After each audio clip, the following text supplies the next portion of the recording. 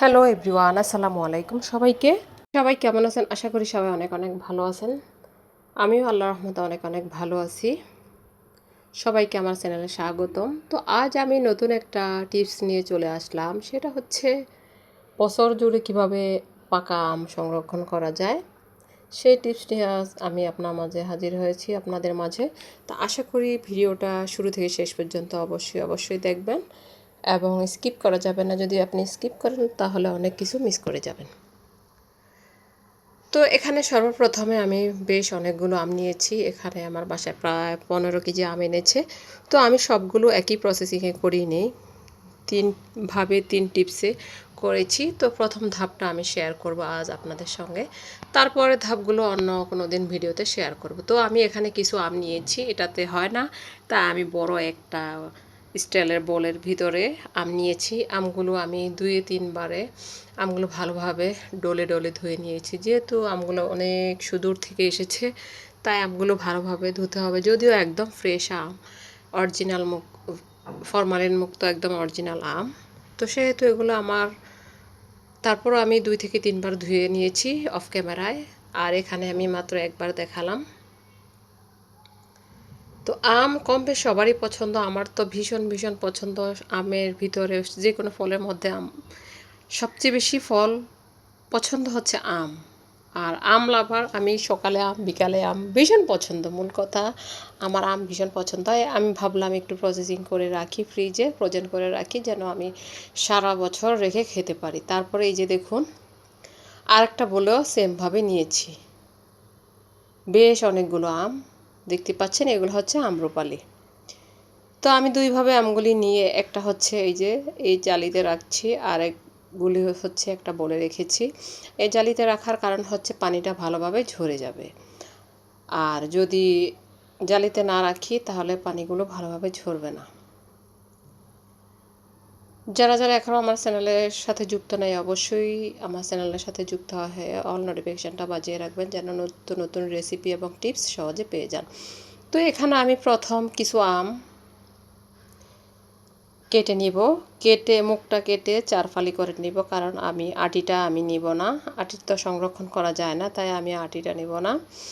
আমি 2-5টা এভাবে কেটে আমগুলাকে 4 পিস করে নিব। তো আমি যে কয়টা আমি প্রসেসিং করব সবগুলোকে আমি এভাবে 4 পিস করে করে রাখবো। আর কাদের কাদের আম পছন্দ অবশ্যই জানাবেন। মূলত আমটা 5 থেকে 6 মাস ফ্রোজেন ছাড়াই বাংলাদেশে পাওয়া যায়। আর ফ্রোজেন করে রাখলে তো আপনি 1 বছর পুরো রাখতে পারবেন। তো আম কম বেশ সবারই পছন্দ, 95% মানুষের আম পছন্দ। আম লাভার কারা কারা আছেন অবশ্যই কমেন্টে জানাবেন। আমার এই আম মুড়ি দিয়ে ভালো লাগে, আম জুস ভালো লাগে, আম রুটি দিয়ে ভালো লাগে। কে কে আম রুটি পছন্দ করেন অবশ্যই কমেন্টে জানাবেন। তো এভাবে আমি প্রত্যেকগুলো আম কেটে, বেশ এক বাটি কেটে তারপর আমি সংরক্ষণ করেছি। আর সকালবেলা আম থাকলে তো আমার একদম নিশ্চিন্ত। আম হলে আমার আর অন্য কোনো নাস্তা লাগে না, সকালে বলেন সন্ধ্যায় বলেন, মানে রাতেও যদি আপনি খাবারের পরিবর্তে আমাকে কেউ আম দেয়, আমি আম ভীষণ ভীষণ পছন্দ করি। তো এই যে দেখুন, প্রায় এক বাটি আম এখানে এই যে রেডি। এবার আমি কিভাবে প্রসেসিং করছি আশা করি স্কিপ করবেন না, ফুল ভিডিওটা ভালোভাবে দেখবেন। তো এখানে পুরো এক বাটি আম হয়ে গিয়েছে। তারপর এখানে আমি বড় একটা বক্স নিয়েছি। মূলত এইভাবে যে আমি এই প্রসেসিংটা যেভাবে রাখছি, এটা মূলত একটা বক্সেই রাখা যায়, বক্সে রাখলে সুবিধা হয়। তারপরে কিচেন টিস্যু আমি নিয়েছি। কিচেন টিস্যু নিয়ে আমি এখানে ভালোভাবে সুন্দরভাবে একবারে সেট করে নিয়েছি টিস্যুটাকে। তারপর কিছু চিনি একটু ছিটিয়ে নিব, কারণ চিনিটা দিলে আমটা ভালো থাকে, একটার সাথে আরেকটা ভালোভাবে লাগে না। তারপর এই যে প্রথম লেয়ার আমি এক এক করে ভালোভাবে বিছিয়ে নিব। আর বেশি চাপাচাপি করা রাখা যাবে না, বেশি চাপাচাপি করে আমি রাখবো না, যেহেতু বক্সটা অনেক বড়, তাই আমার এটা 3 ধাপে রাখা যাবে। তো আশা করি আপনারা ওইভাবে প্রসেসিং করে এই টিপসটা যদি অবশ্যই ফলো করতে পারেন, আপনারা ওইভাবে রাখতে পারবেন। একদম পুরো অরিজিনাল যে আম 12 মাস যেভাবে বা আমের সিজনে আম যেভাবে খান, যেই স্বাদটা পাবেন, ঠিক ফ্রোজেনে রেখে যদি বের করে আপনি খান সেম স্বাদটা পাবেন আপনি যদি এভাবে এই টিপসটা ফলো করে যদি আম সংরক্ষণ করেন। আমের জেলি বলেন বা আম সত্ত্ব বলেন, মানে সব কিছুই আমার এত এত প্রিয়। মূল কথা আম, যদি কেউ আম জাতীয় ফল দিত আমি অনেক খুশি হতাম, বাট বাংলাদেশের জাতীয় ফল দিয়েছে কাঁঠাল। আমি শুধু একটাই প্রশ্ন বারবার নিজের মনে, আমটাকে কেন জাতীয় ফল দিল না? তো দেখুন এই যে প্রথম লেয়ার আমার রাখা হয়ে গিয়েছে, এর উপরে আমি এবার পাতলা একটা ফলি দিব, একদম ফ্রেশ একটা ফলি, এটা দিয়ে দিব প্রথম ধাপে, একদম আলতোভাবে দিব। দিয়ে এখানে আমি আবারও কিছু চিনি ছিটিয়ে এর উপরে আমি আবারও রাখবো। এই যে দেখতে পাচ্ছেন, এই রকমভাবে কারা কারা সংরক্ষণ করছেন অবশ্যই কমেন্টে জানাবেন। আর আপনারা কে বা কারা এভাবে সংরক্ষণ করেন অবশ্যই তা কমেন্টে জানাবেন। তারপরে দেখুন এই যে দ্বিতীয় লেয়ারও আমি এভাবে রাখছি সেমভাবে, দ্বিতীয় লেয়ারও সেমভাবে রেখে এখানে আমি দিয়ে দিব আবার পলি।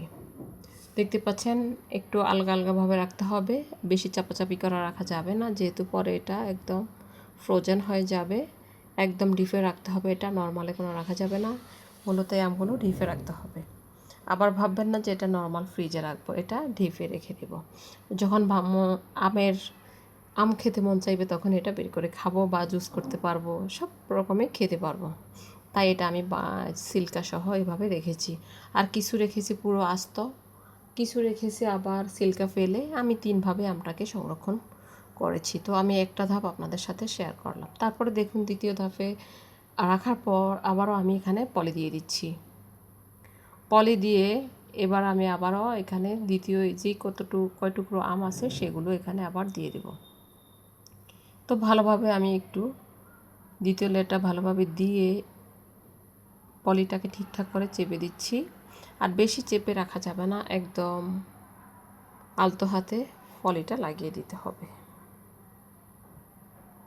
তো এখানে আমি আরেকটা ফলি দিয়ে দিলাম, আরেকটা ফলি দিয়ে এখানে বাকি আমগুলো রাখবো। তো আমার ভয়েসের মাধ্যমে যদি কোনো ভুল ত্রুটি থাকে অবশ্যই ক্ষমা সুন্দর দৃষ্টিতে দেখবেন। আর আমার ভিডিওগুলো কেমন হয় তাও কমেন্টের মাধ্যমে মূল্যবান মতামতগুলো জানাবেন। আর যারা যারা আমার ভিডিও দেখেন অবশ্যই একটা কমেন্ট রাখার চেষ্টা করবেন। আপনাদের একটা কমেন্টে আমি অনেক অনেক উৎসাহ পাই পরবর্তী ভিডিও দেওয়ার জন্য, বা আমি পরবর্তী ভিডিও দিতে আমি খুব খুব খুশি হই। তারপরে দেখুন এই যে থার্ড লেয়ারে আম রাখা শেষ, এবার আমি আরেকটা পলি দিয়ে দিব, দেখাচ্ছি। আরেকটা পলি দিয়ে এবার আমি ঢাকনা দিয়ে ঢেকে দিব। তো এভাবে আমার প্রথম ধাপ আমি সংরক্ষণ করলাম। তো আমার ভিডিওটা কেমন হয়েছে অবশ্যই জানাবেন। সবাই অনেক অনেক ভালো থাকবেন। আল্লাহ হাফেজ, আসসালামু আলাইকুম।